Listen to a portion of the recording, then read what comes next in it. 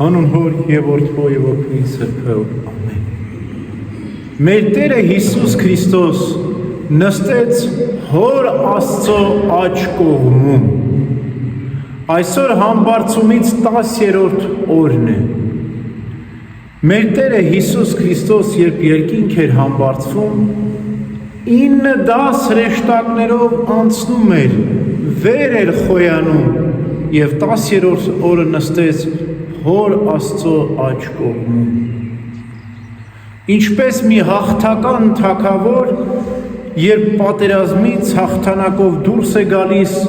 իր զորաբանակով, շքախմբով, այդպես էլ մեր Տերը Հիսուս Քրիստոս, երբ երկրից հարություն առնելուց հետո 40-րդ օրը երկինք էր համբարձվում, հրեշտակների դասերն են իր հետ գնում, բոլոր արդարների սուրբերի հոգիները, որոնք նաև մեռելները, որ հարություն էին առել, և այս թափորով երկինք էր վերանում։ Ամպերը ծածկեցին առաքյալներից Քրիստոսի և ամպերից հետո այլևս Քրիստոս հրեշտակած և արդարների սուրբերի շքախմբով էր վերանում։ Երբ մոտեցավ երկնային կամարներին, ինչպես Սուրբ Գիրքն է ասում, թե ջուրը բաժանում է վերևի եղող երկնքի և ներքևի եղող երկինքը, այդպես էլ մեր Տերը Հիսուս Քրիստոս ինչպես փակ դռներով մտավ վերնատուն, ինչպես կնքված գերեզմանից հարություն առավ, այդպես էլ հարության մարմնով անցավ ջրային երկնային կամարի միջով։ Իր հետ նաև բոլոր հրեշտակած դասերը։ Երկնային ջրային կամարն անցավ մեր Տերը և մոտեցավ երկնքի դռներին։ Երբ Տերը գնում էր, իր առջևից հրեշտակած դասերն էին։ Որ հրեշտակած դասերն էին։ Այն հրեշտակներն էին, որոնք սպասարկում էին Քրիստոսին։ Տնօրենական խորհուրդների ժամանակ, երկրի վրա մարդկության փրկագործումի ժամանակ, դրանք Գաբրիելն էին, որ ավետիս տվեց Քրիստոսի, նաև Քրիստոսի հարության ավետիսը տվեց յուղաբեր կանանց, Միքայելը և մյուս ստորին դասի հրեշտակները, որոնք Քրիստոսի հետ անապատում փորձությունների ժամանակ էին, նաև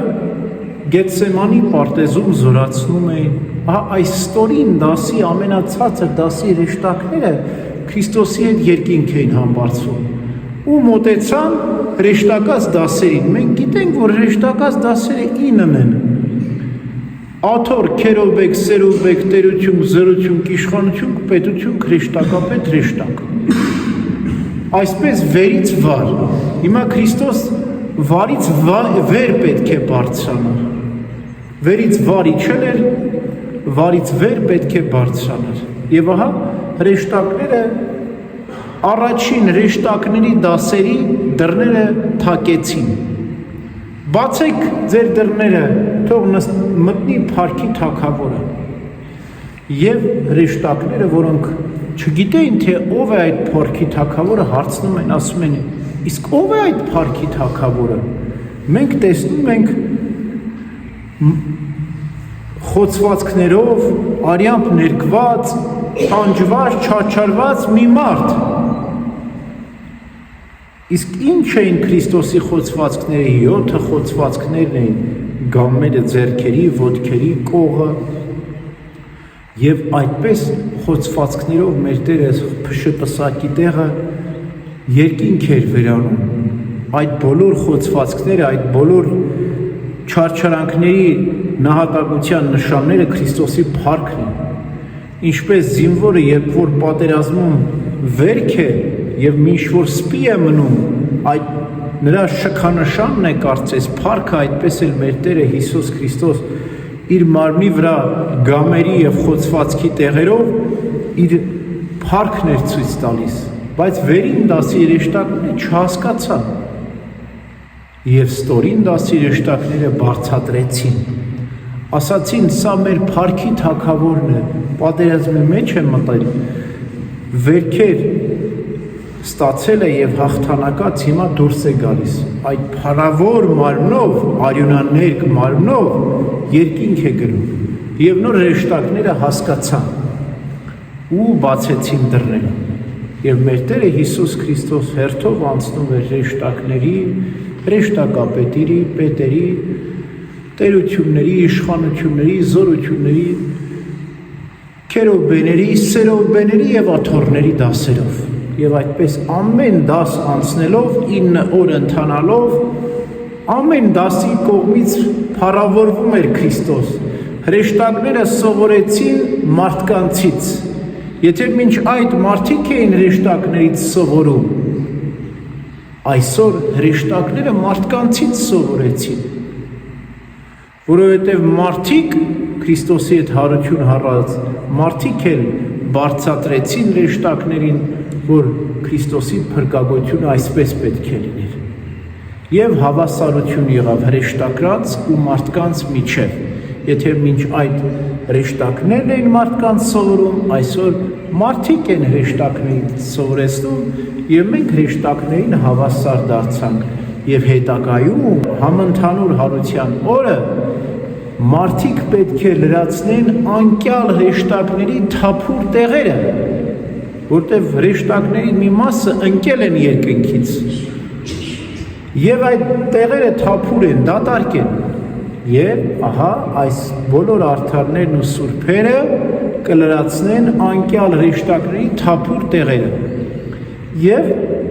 այդ ժամանակ կատարյալ հավասարություն կլինի։ Ուրեմն Քրիստոսի համբարձումով հրեշտակների եւ մարդկանց միջև համերաշխություն, սեր, միաբանություն, հավասարություն եղավ եւ այսօր մեր Տերը Հիսուս Քրիստոս նստել է Հոր Աստծո աջ կողմում, որովհետեւ աջ նշանակում է հաջող, հաջողակ։ Քրիստոս աջ կողմում է նստել Հոր Աստծո աջ կողմում, մեզ համար բարեխոս է, միշտ ցույց է տալիս իր վերքերը, իր նահատակությունը,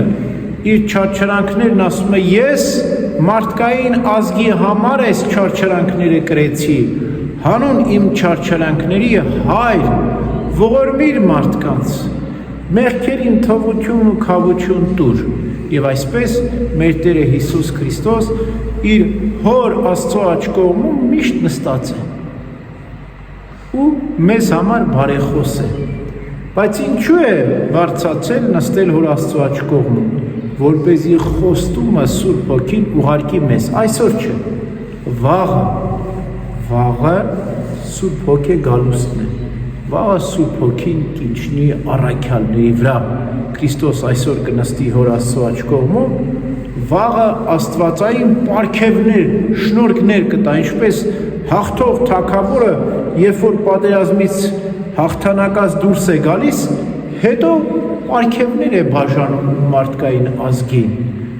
իր ժողովրդին նվերներ է տալիս, այդպես էլ մեր Տերը Հիսուս Քրիստոս սատանայի դեմ մեղքի պատերազմում հաղթանակելուց հետո բարձրացավ Հոր Աստծո աջ կողմում, նստեց եւ վաղն էլ Սուրբ Հոգու պարգևը պետք է տա, շնորհներ ու նվերներ պետք է բաշխի մեզ, ուրեմն ինչ պետք է անենք, պետք է սպասենք Աստծո պարգևին, այսօր չէ, վաղը։ Հիմա նստել է Հոր Աստծո աջ կողմում, սպասենք վաղվա հոգեկալստյան տոնին։ Ամեն։